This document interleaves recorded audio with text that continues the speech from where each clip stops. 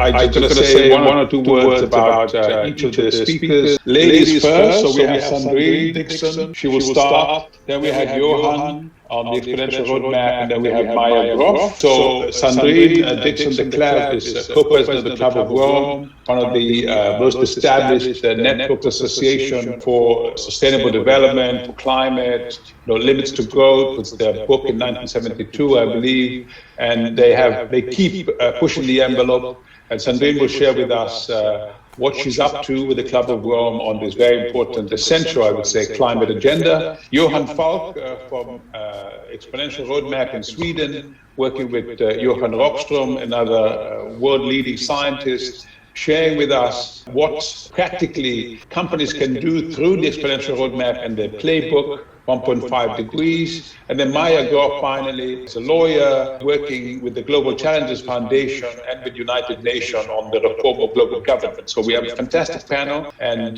the format is everyone will have about 7 minutes. Then we have a short interaction among ourselves. Then we have the second speaker, same pattern. Again, the third, and then we have a conversation with the four of us. So having said so, let's have Sandrine. Sandrine, the floor is yours. I don't know if you can all hear me now.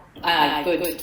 So it's a pleasure to be with all of you in Turkey, a country that I hold very close to my heart, having visited Turkey many times and worked with the business community through the Prince of Wales Corporate Leaders Group over many years. And really what I want to say, Marcello, here is that I'm very hopeful that Turkey can join the community of active business leaders in terms of playing a real role in this decade of action. For the work that we're doing at the Club of Rome and the planetary emergency plan that I produced actually with Johan Rockström and others from the Potsdam Institute, we really have found that it's absolutely key to translate what we call a planetary emergency, so the convergence of tipping points between the health pandemic, climate and biodiversity into key action. And what we've done actually, Marcello, is in working with business groups, but also working at the international level through all of the major international conferences, the COP26, as well as CBD, which is on biodiversity, as well as my role now as co-chair of the UN Food Systems Summit, is to bring in business leaders to truly unpack how we put in place true risk management programs for business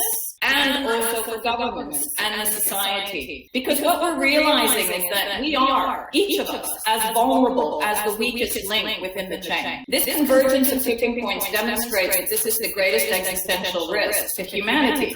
And therefore, those actually that are on the front lines in the business community, that are starting to look at their value chains and totally shift their production processes, shift to a regenerative and circular economy, are actually the ones, believe it or not, that have come out the most resilient already now through COVID. We can see through the way in which actually the ESG indicators, the sustainability index has demonstrated that actually it is those companies that are most robust to shocks because they have looked through their entire value chain and tried to bring in place both social and environmental indicators are doing better.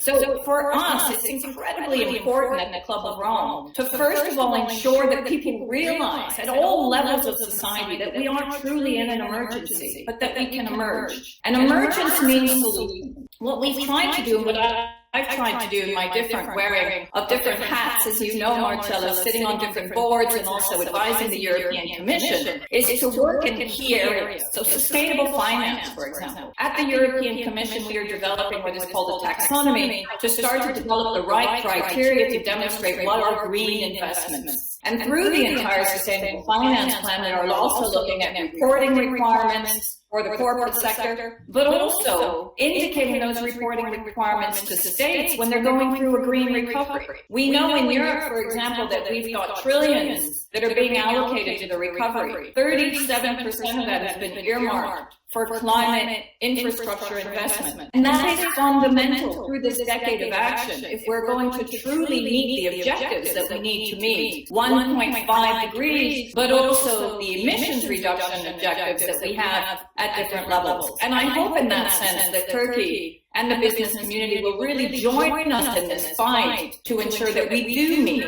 those objectives. The other key area that I'm working with business and universities, and also at the European Commission in running their think tank, called the SEER on the economic and societal impacts of research and innovation is ensuring that we create true triangles of research and innovation between the private sector, between policymakers, and between academia. We have to, not just in Europe, and I talk about broader Europe now, working with Turkey, working with North Africa, working with our neighbors, ensure that we optimize our solutions across the region. And to do that, we need to both ensure that the investment capital goes to the right places, technological solutions, new governance solutions, new process solutions, but also, in addition, that we put the money in terms of research and innovation that is truly going to service this cause. And then that we work with entrepreneurial companies to ensure that we have those solutions. And in that case, we've actually published at the European level what we call the compass to realize the European Green Deal, where we actually start to identify 50 economic ecosystems.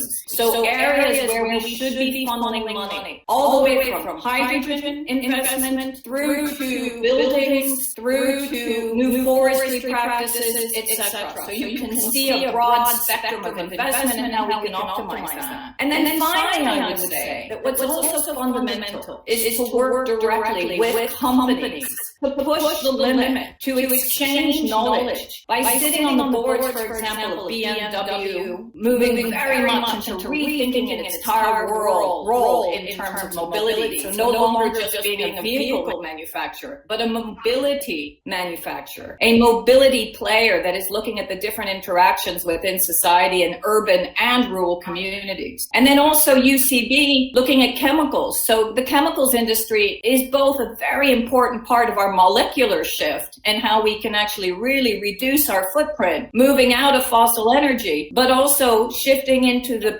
production of brand new molecules that are bio-based and that are coming from biomimicry or even synthetic-based but don't have the same impact. And then also working with the oil industry and the energy industry itself and ensuring that our energy providers totally shift. And I've been really pleased to be asked to be on the board right now of EDP, a Portuguese energy supplier, that has pledged to shift by 2025 out of coal. I think what's really important, Marcello, is that we look at those three different levels of interaction. So what can we do at the international level to influence countries in their negotiations on climate and sustainability? What then is necessary in terms of the underpinning underbelly of policy and also action at the regional level, like what we're trying to do in Europe? And we would like to broaden that to bring in Turkey and to have the proper exchange. And then specifically, what do we need to do in terms of the relationship of businesses with society, businesses with people, planet, and prosperity to shift from short-term profit models into very much looking at long-term systems change and long-term investment. So I'll leave it at that for the moment as an opener, and I look forward to having a discussion on this. Sandrine, thank you very much. Wonderful. I have two immediate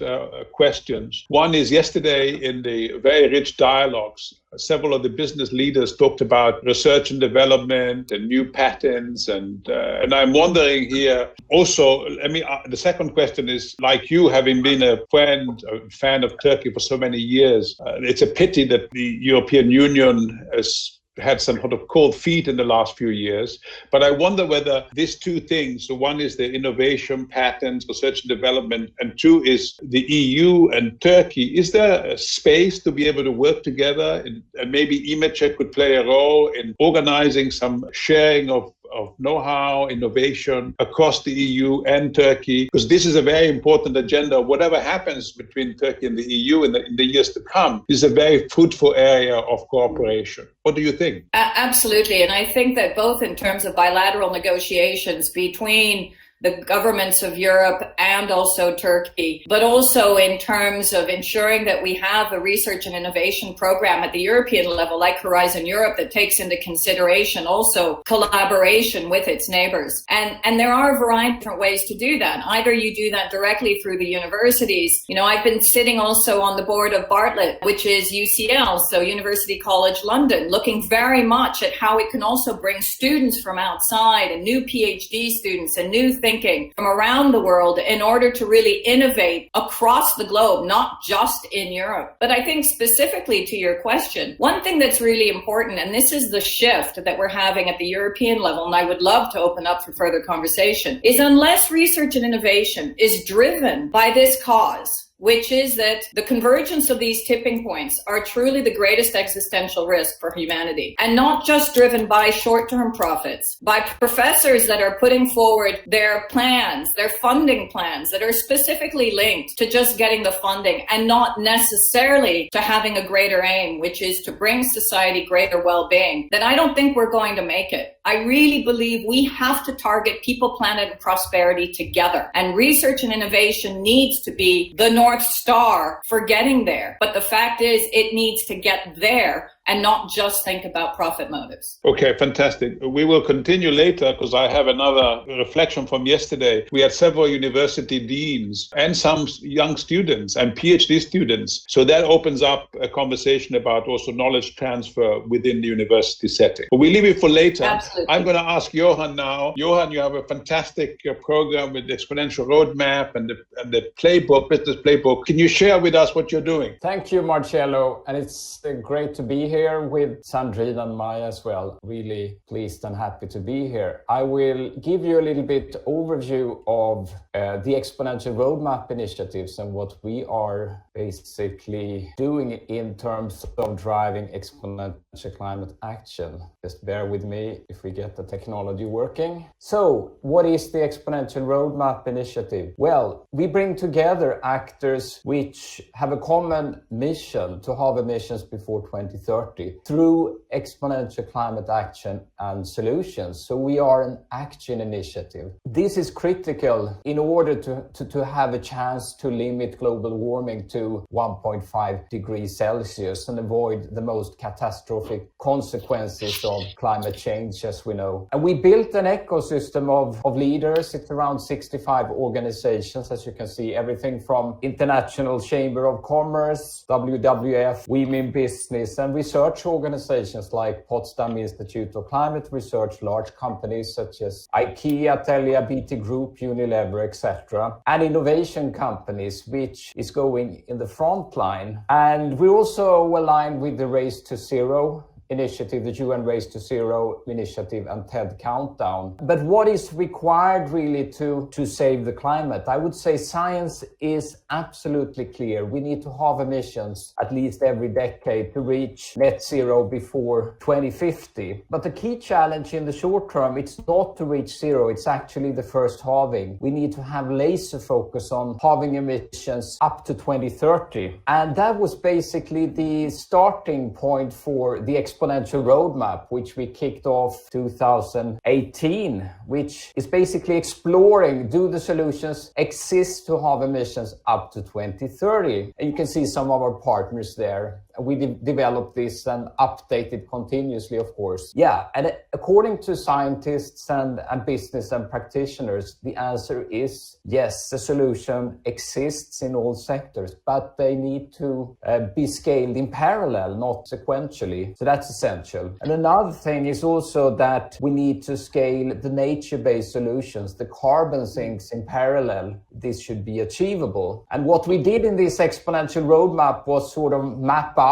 what are some of the key solutions which can take us to the first halving. And it's of course about renewable energy, it's about material efficiency, zero carbon materials, it's about the circular economy, it's about electrification, it's about nature-based solutions, etc. And this won't happen automatically, of course. We need to shift the economy from the fossil-based economy to a non-fossil economy. So these solutions need to be scaled exponentially, not in a linear fashion. That requires a combination of, sharp policy, finance, technology, and climate leadership. In terms of climate leadership, the business sector is specifically important. So that is the reason why we kicked off a second track called the Business Playbook, which we developed with a lot of organizations and experts. And the idea was basically, what is required for companies in order to align with the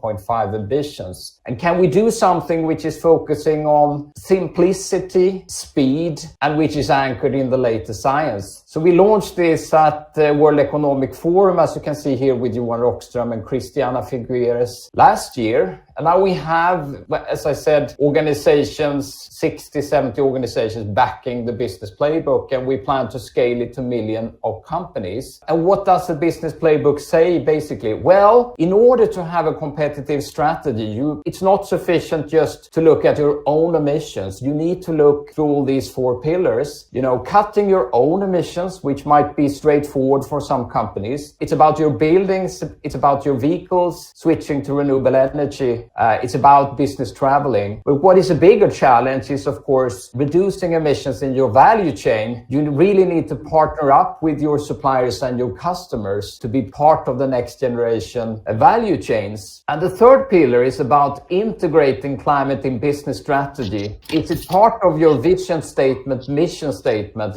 actually this opportunity to scale climate solutions where we will see the growth in the new economy. So it's basically about creating a competitive advantage. And finally, we can't do this on our own. We need, as CEOs or companies, to contribute to this climate transformation in society. So that's basically the 4 pillars. And out of that, we also created 2 spin-off projects, which are pretty powerful, with the idea also to grow exponentially. The supply chain leaders, particularly focusing on how can we create these supply chains aligned with the 1.5 ambition, which is one of the key challenges. And we need to work together in order to achieve that. And the other initiative, which we done with the International Chamber of Commerce, Women in Business, and United Nations Race to Zero, is particularly to create a hub for small and medium-sized companies in order to both commit to take climate action and be aligned with the UN Race to Zero, but in particularly create the tools for these small companies and also bring the incentives to take climate action. So that concludes my sort of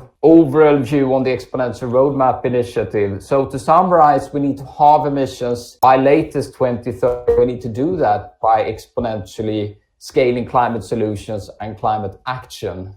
And over to you. Wow, I mean, I love that concreteness. It's really kind of the playbook is a real everyday steps you can take. So I have a couple of ideas. One is, Johan, yesterday there were very interesting cases with Akbank, Vodafone, Zorlu Holding, all sharing what they're doing in the wider issue of engaging with their suppliers, with society.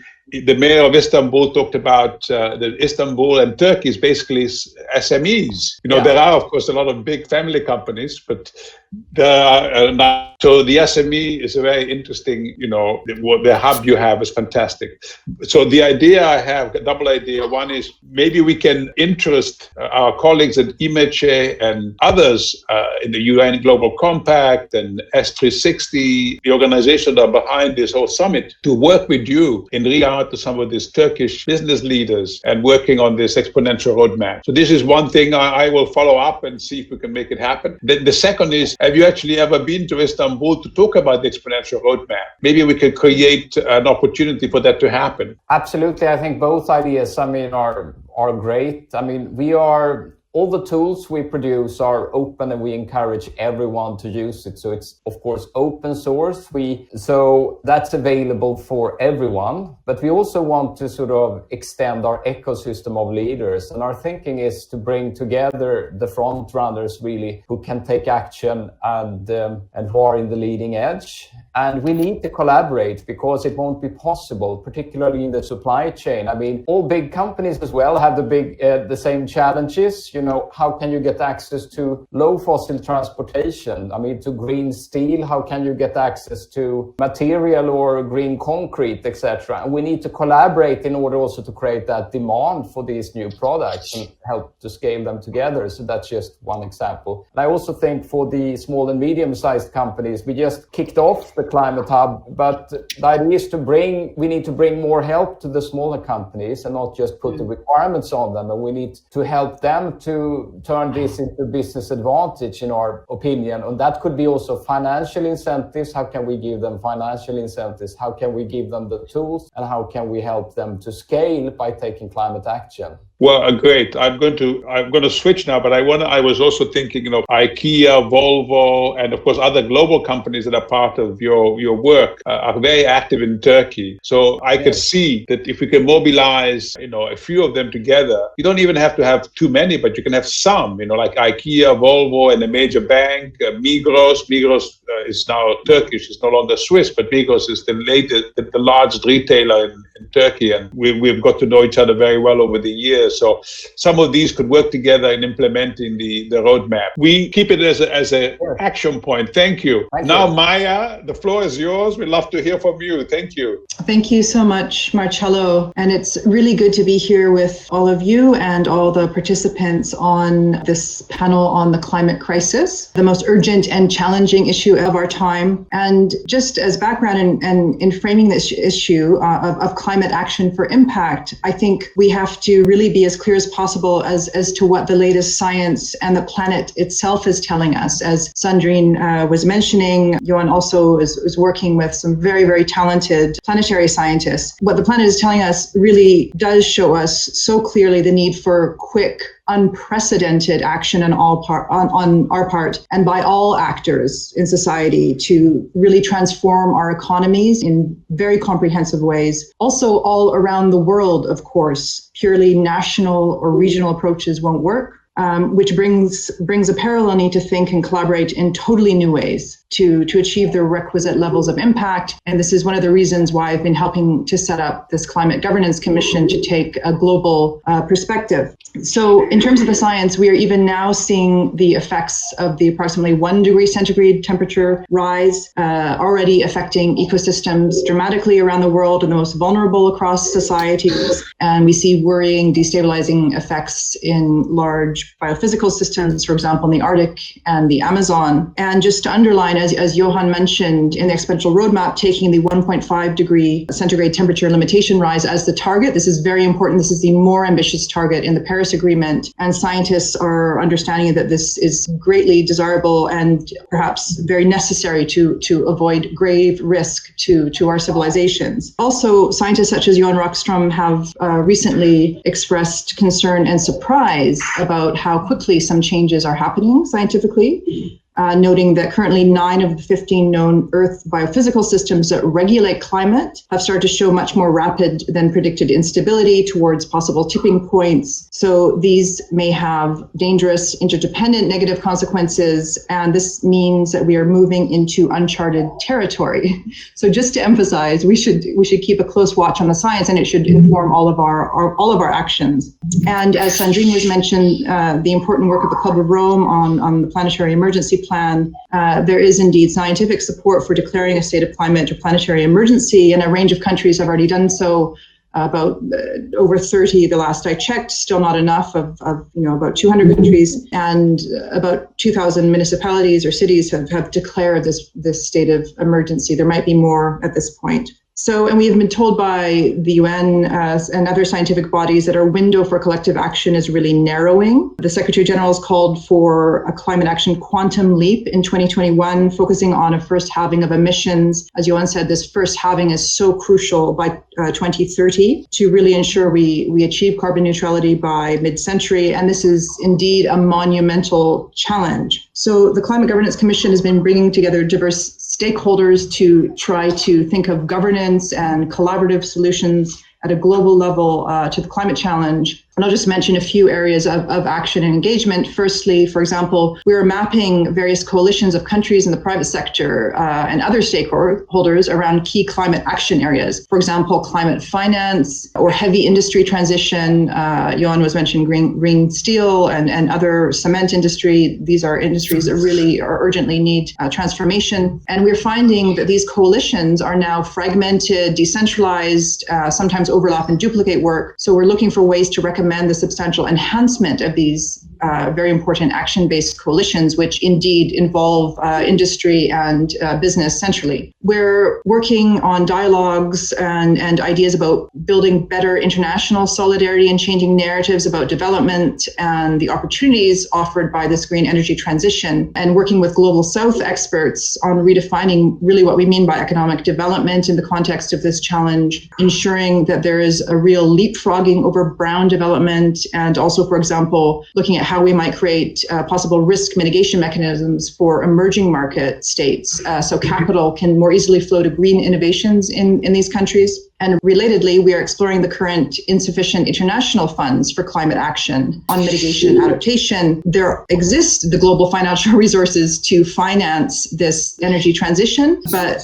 we really still have failures of leadership and imagination in terms of raising and channeling the requisite international funds. We're looking at how we can support the UN Secretary General's efforts to rally all states to zero emission targets. And there is indeed a current commitment gap.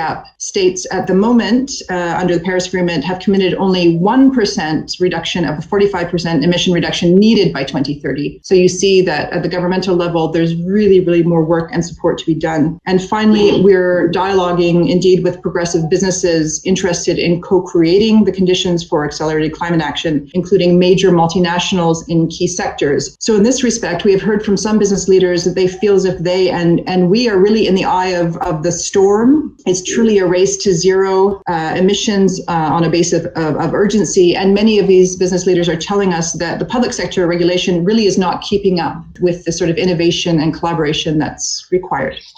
So I'll end there in the interests of time and look forward to discussion. Maya, thank you very much.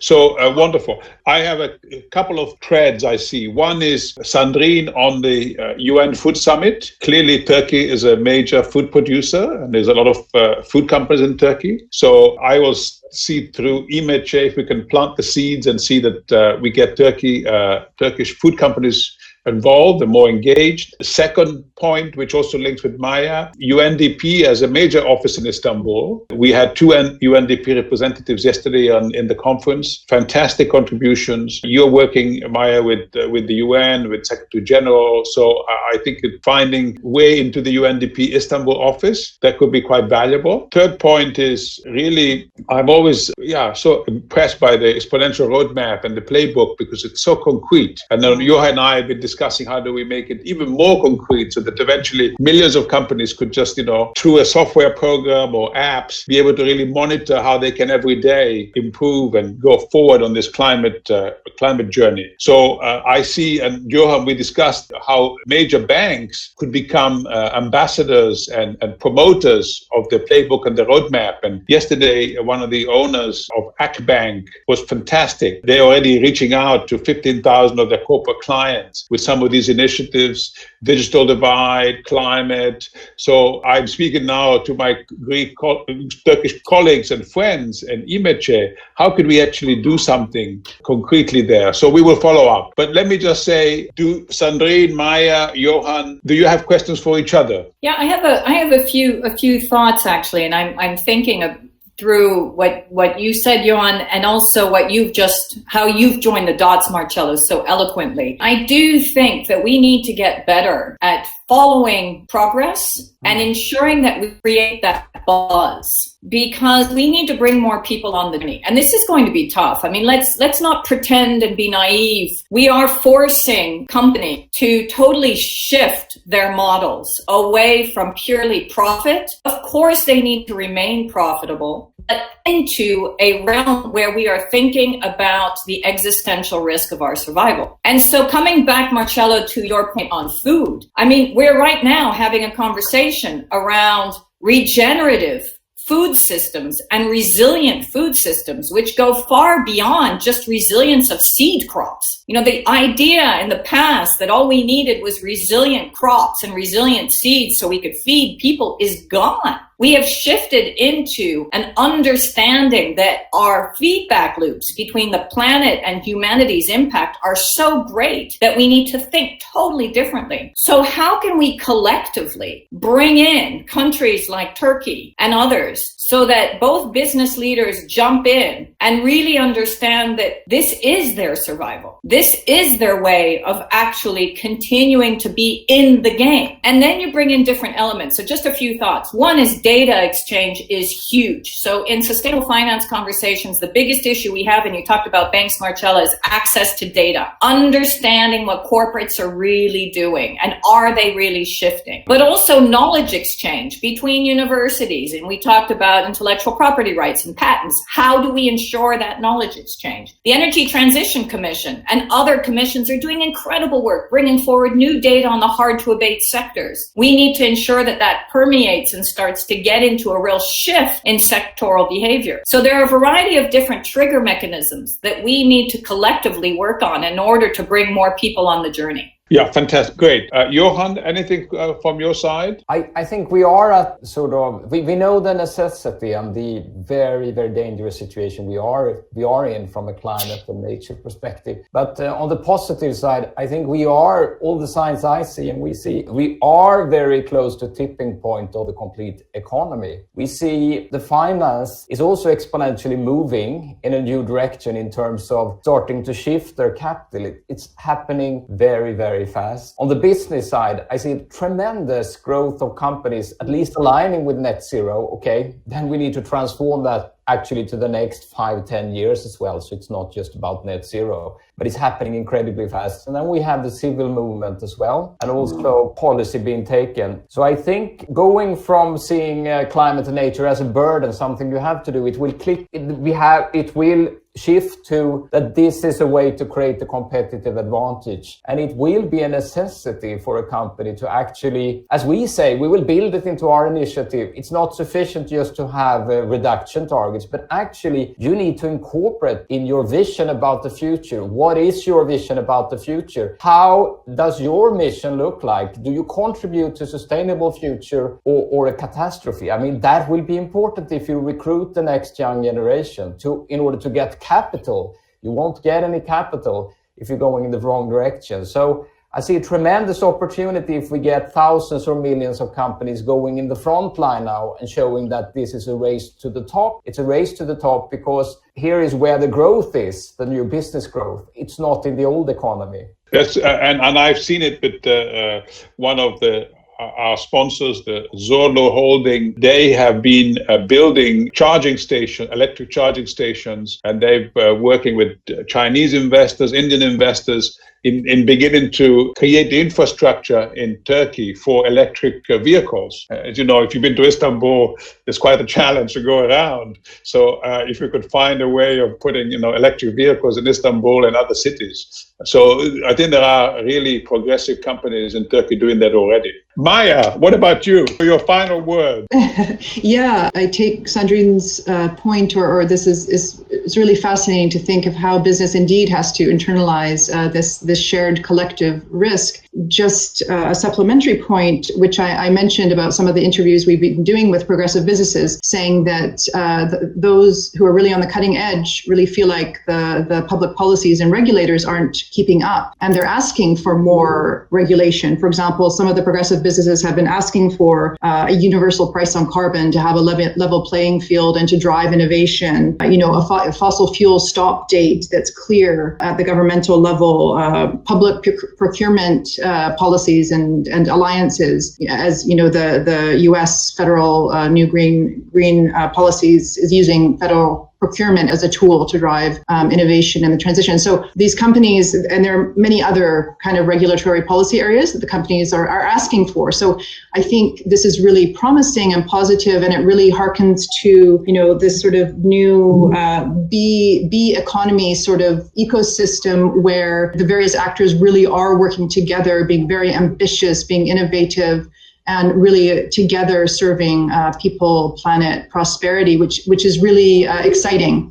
And I think those links have to be made more, where the businesses also collaborate to help to drive really, really excellent policies for the energy transition. Well, thank you very much, Maya. I'm going to close by saying that I think that this whole agenda of climate is really becoming the most important foreign policy agenda. And I know that Turkey has shown strong ambitions in being bridge as it is already geographically between, East and West and North Africa, Middle East. So it's an appeal I'm making to our Turkish colleagues and friends to really see this climate as an opportunity for their foreign policy, for how they relate to all the countries they're working with. And I've learned that, in fact, Turkey is really at the crossroads, both in terms of now people. So many companies and leaders are globally educated. They live all around the world. There's a huge Turkish diaspora. And given the political ambitions of the country, how to reach out to all the countries with which Turkey has foreign relations